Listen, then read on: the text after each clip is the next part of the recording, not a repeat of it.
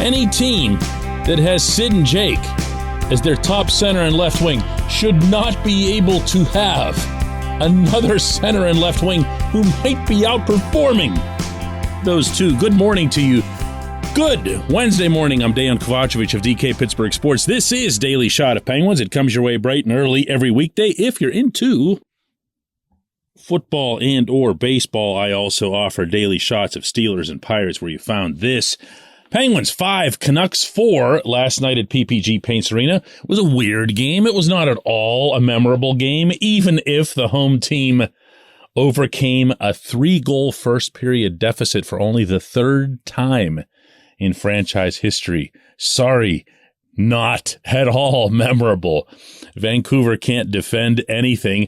Casey DeSmith couldn't stop anything, which was why the 3-0 deficit was carved out in the first place. But that shouldn't stop anyone from appreciating the overall performance of Evgeni Malkin and Jason Zucker. Both were outstanding. Geno with 2 goals, 2 assists, a 4-point night, all kinds of takeaways, all kinds of possession. And I'm talking about in all 3 zones. He was commanding the puck.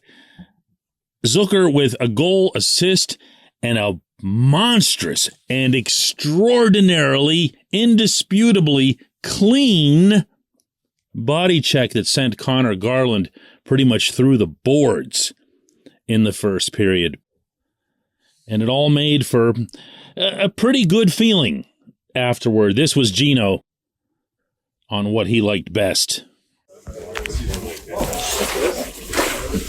We look they score big goals, but on bench, we believe we come back, it's how we build a team, it's huge win, and guys support each other, live bench tonight, and everything gets work, power play work, PK work, it's a huge win for us for sure. Chemistry with Geno has been a career-long topic where he's concerned. My feeling forever has been that it's easier to find guys who can play with Geno than it is to find guys who can play with Sid, because playing with Sid requires doing the incessant cycle, and not everyone is equipped for that type of game. Where Geno's concerned, he has unusually, for someone who's as creative as he is and who's as east-west as he is, always fit best with north-south guys who go up and down their wing like rod hockey types. Well, this is where it gets odd, because Zucker isn't that. He can be that, but he really isn't that. He's a guy who can make highly creative plays, who can be a significant disruptor, not just when he knocks Connor Garland into the boards, but in general on the forecheck, because of his speed and his just completely fearless style with the way he throws himself all over the rink, but also with his mentality, with the way he thinks about playing with Geno. This portion of Daily Shot of Penguins is brought to you by the good people at the Greater Pittsburgh Community Food Bank, where they're committed to providing food for all of our neighbors in need across Western Pennsylvania. They, in turn, need your help. Find out how $1 can be turned into 5 full meals for those in need. Visit pittsburghfoodbank.org. I'm going to fill you in on a little bit of a secret about one of the greatest players in franchise history, and that's this. Geno loves to score goals.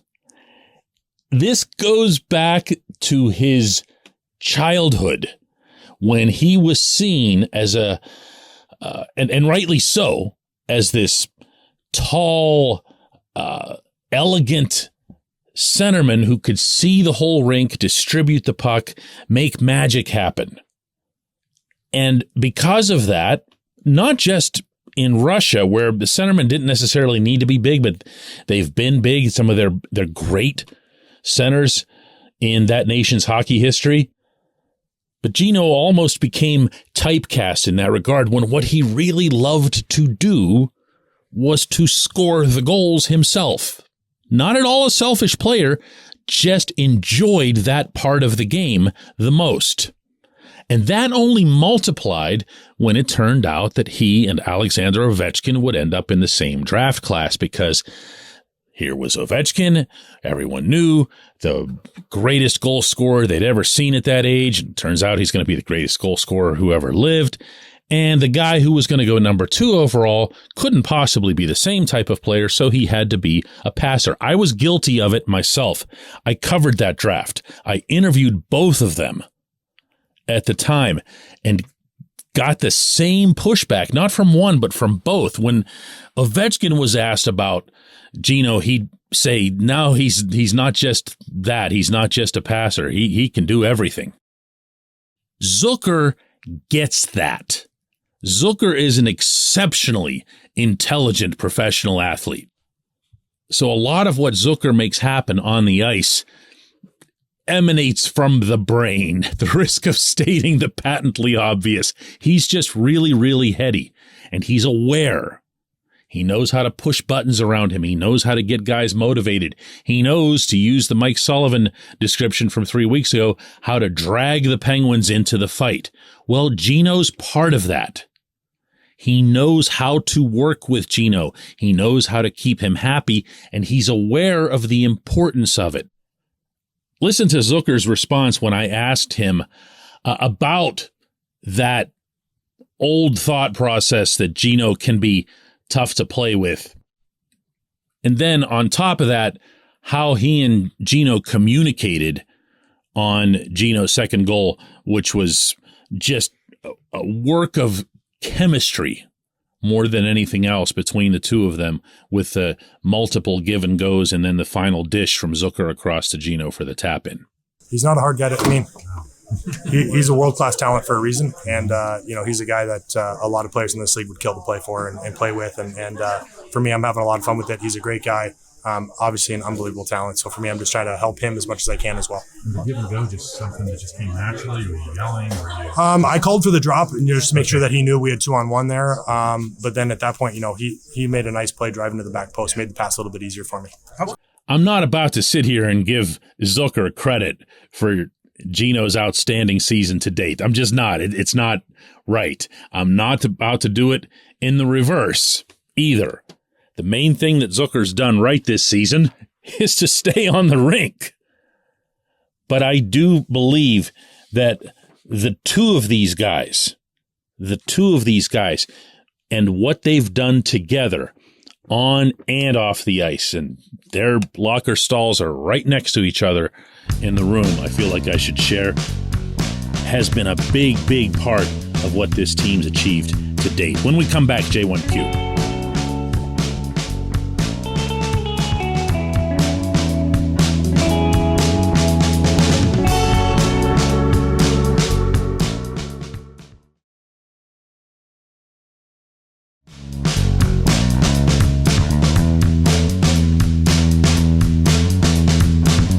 Today's J1Q comes from JD, who says, so is it too early to start the backup goalkeeper controversy discussion? I don't believe that there is such a thing, JD. I don't believe that there can ever be such a thing. To me, when you're talking about a goaltending hierarchy, you're talking about your starter, and after that, you're talking about the guy who's got the best chance of winning the next game for you. In fairness to Casey DeSmith, he legitimately played well in Tempe, Arizona against the Coyotes. He was at least one of the top 3 reasons they were able to win that game and end the 6-game losing streak.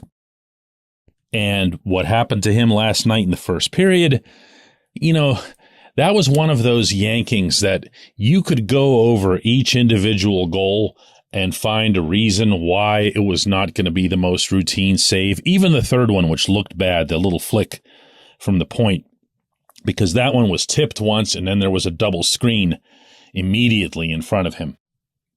The Quinn Hughes goal But what I liked first and foremost was that Sullivan didn't hesitate, looked right down the bench to his right, motioned to Dustin Tokarski and told him, get in there. This wasn't going to be a case like what we'd seen in recent years in the playoffs where Sullivan would just watch his NHL-level goaltenders die alive on the rink before he would even dream of putting in the guy from Wilkes-Barre. This was just like this. Why? Tokarski's a really, really good AHL goaltender. He's been one of the best in that league this season. So Tokarski goes out there. He's got some NHL history. He gears himself up properly, makes a nice save on a partial break early on in his time out there against Elias Pettersson, who's not exactly the guy you'd want to face in that situation. By the way, stopped Pettersson on another partial break later, right before Ricard Raquel's goal. Ended up stopping 18 of 19 Vancouver shots, including one where God knows what he was thinking, but he had lost his glove and he has his open bare hand facing the shooter, and he got lucky that the puck hit him in the chest. And yes, I asked him if this was an intelligent thing to be doing. I don't know what happened there. I was scrambling, glove fell off, and I think there was one shot that hit me in the right side, blocked our arm, so I was lucky there. Good for him for having a sense of humor about it, but I was actually being serious. I was impressed. This was the smallest conceivable sample size, but I was impressed. And I'm going to try to answer your question this way. The Penguins have back-to-back games this weekend. They have Friday night against Winnipeg here, and they have Saturday night against the Hurricanes down in Raleigh. One of those games obviously matters much more than the other when it comes to the standings.